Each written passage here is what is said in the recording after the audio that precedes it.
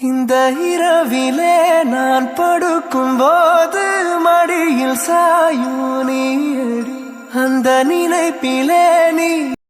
അങ്ങനെ അവർ ഇരുവരുടെയും വിവാഹം കഴിഞ്ഞു. അമ്മയും അച്ഛനും അവരുടെ വീട്ടിൽ തന്നേക്ക് പോയി. ഞാനും വൈശാഖും യശോദമ്മയും ബാലൻ അച്ഛനും കൂടി ഞങ്ങൾ ഞങ്ങളുടെ വീട്ടിലേക്കും ചെന്നു. അങ്ങനെ രാത്രിയായി. വൈശാഖേട്ട, ദേവുവിൻ്റെ കയ്യിലുള്ള ഗ്ലാസ് തട്ടി മാറ്റി കൊണ്ട് പറഞ്ഞു, നീ അങ്ങനെ എന്നെ വിളിച്ചു പോകരുത്, അതിന് അർഹതയില്ല നിനക്ക്. വൈശാഖ് അതും പറഞ്ഞുകൊണ്ട് പുറത്തേക്ക് പോയി.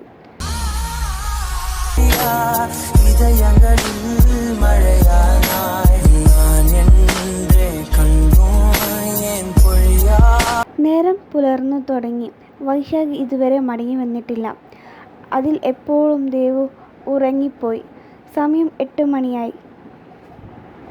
ദേവു എണീച്ച് ഫ്രഷായി കുളിച്ച് സിന്ദൂരം ചാർത്തി അവൾ റൂമിൻ്റെ പുറത്തേക്ക് ഇറങ്ങുമ്പോഴായിരുന്നു അവൾ കണ്ടത്. പാതി ബോധം പോലും ഇല്ലാതെ 4 കാലിൽ വൈശാഖ് അവൾ റൂമിൻ്റെ പുറത്ത്. അവൾ ഉടനെ അവനെ വിളിച്ച് ബെഡിൽ കിടത്തി.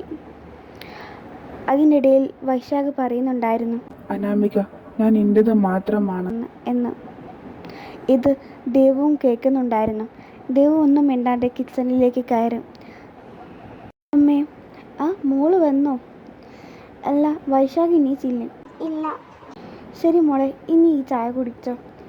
കുറച്ച് സമയത്തിന് ശേഷം. അല്ല, വൈശാഖ് ഇതുവരെ എണീച്ചില്ല? ഇല്ല അമ്മേ. അവൻ എന്ത് ചെയ്യുക? എത്ര സമയമായിട്ടും.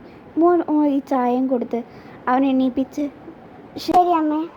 അവൾ ചായക്കപ്പുമായി റൂമിലേക്ക് പ്രവേശിച്ചു. അപ്പോഴും വൈശാഖ് ഉറങ്ങുകയായിരുന്നു. അവൾ ചായക്കപ്പ് ആ മേശമ്മൽ വെച്ചു. വൈശാഖിനെ വിളിക്കാൻ തുടങ്ങി. പെട്ടെന്ന്, എന്നെ തൊടരുത്, മാറിടി അവിടുന്ന്. അവൻ പൊട്ടിത്തെറിച്ചു. രാത്രി എവിടെയായിരുന്നു? അതറിയേണ്ട ആവശ്യം തനിക്കില്ല. പിന്നെ പിന്നെ ആര് ഇതൊക്കെ ചോദിക്കും? ഞാൻ തന്നോടല്ല പറഞ്ഞത്. പിന്നെ ഒരു കാര്യം പറയാം, വീട്ടുകാരുടെയും കുടുംബക്കാരുടെയും മുന്നിൽ മാത്രമായിരിക്കും നമ്മളൊരു ഭാര്യയും ഭർത്താവും, കേട്ടല്ലോ. അതുകൊണ്ട് എൻ്റെ കാര്യത്തിൽ നീ ഇടപെടാൻ നിൽക്കരുത്. അതും പറഞ്ഞ് അവൻ ബാത്റൂമിലേക്ക് കയറി. ദേവ് മനസ്സിൽ പറഞ്ഞു, വൈശാഖ്, നീ എൻ്റെ മാത്രമായിരുന്നു ആയിരിക്കണം കരുതിയിട്ടാ. എല്ലാവരും ലിവിങ് റൂമിൽ ഇരിക്കുന്ന സമയത്ത് വൈശാഖ് പെട്ടെന്ന് മാറ്റി പുറത്തേക്ക് പോകാൻ ഇറങ്ങി. ഡാ വൈശാഖേ, നീ എങ്ങോട്ടാ? അതച്ചാ, എനിക്ക് ഓഫീസിൽ അർജൻറ്റായിട്ട് പോകാനുണ്ടായിരുന്നു. ഈ സമയത്തോ? അത് നിനക്കറിയില്ല, എൻ്റെ വിവാഹം കഴിഞ്ഞിട്ടേ ഉള്ളൂ. ഇപ്പോഴും എന്തിനാ ഓഫീസിൽ പോകുന്നത്? അച്ഛാ, അർജൻറ്റ് ആവണ്ട. അതും പറഞ്ഞ് അവൻ പെട്ടെന്ന് തന്നെ അവിടുന്ന് പോയി. കുറച്ച് സമയത്തിന് ശേഷം എല്ലാവരും കിടക്കാൻ പോയി. പക്ഷെ ഇത്ര സമയമായിട്ടും വൈശാഖ് വീട്ടിൽ വന്നിട്ടുണ്ടായിരുന്നില്ല. അവൾ വളരെ ടെൻഷൻ അടിക്കാൻ തുടങ്ങി. ഉള്ളിൽ വല്ലാതെ ഭയം നിറഞ്ഞു തുടങ്ങിയിരുന്നു. പെട്ടെന്നായിരുന്നു അവൾ കോളിംഗ് ബെല്ല് അടിക്കുന്ന ശബ്ദം കേട്ടത്. അവൾ ഓടിച്ചെന്നു. അവനെ കണ്ടപ്പോൾ അവൾ ദീർഘവിശ്വാസം ഇട്ടു. താൻ ഇതുവരെ എവിടെയായിരുന്നു? താൻ ഇതുവരെ കിടന്നില്ലേ? താൻ വരാണ്ട് ഞാൻ എങ്ങനെ കിടക്കാനോ? ഓ, ഭാര്യ പമിത്രതൊന്നും ഇവിടെ കാണിക്കണ്ട. തനിക്ക് വേണമെങ്കിൽ താൻ കിടന്നോ, എന്നെ ആരും വെയിറ്റ് ചെയ്യണ്ട. അതും പറഞ്ഞ് അവൻ റൂമിലേക്ക് ചെന്നു. അവളും അവൻ്റെ പിന്നാലെ ചെന്നും കൊണ്ട് പറഞ്ഞു, ഈ താലി കണ്ടോ? അവൾ കഴുത്തിൽ കിടക്കുന്ന അവൻ്റെ പേര് എഴുതിയ താലി പിടിച്ചുകൊണ്ട് പറഞ്ഞു, ഇത് എൻ്റെ കഴുത്തിലുള്ളത്തോളം നീ എപ്പോൾ വന്നാലും ഞാൻ നിനക്ക് വേണ്ടി വെയിറ്റ് ചെയ്യും, എത്ര നേരം വൈകിയാലും. അവനത് പൊട്ടിക്കാനായിട്ട് മുന്നോട്ട് വന്നു. അവൾ പെട്ടെന്ന് കുതറി മാറി താഴെ വീഴാൻ പോയി. പക്ഷേ അവൾ വീണില്ല. അപ്പോഴേക്കും അവൻ പിടിച്ചിരുന്നു.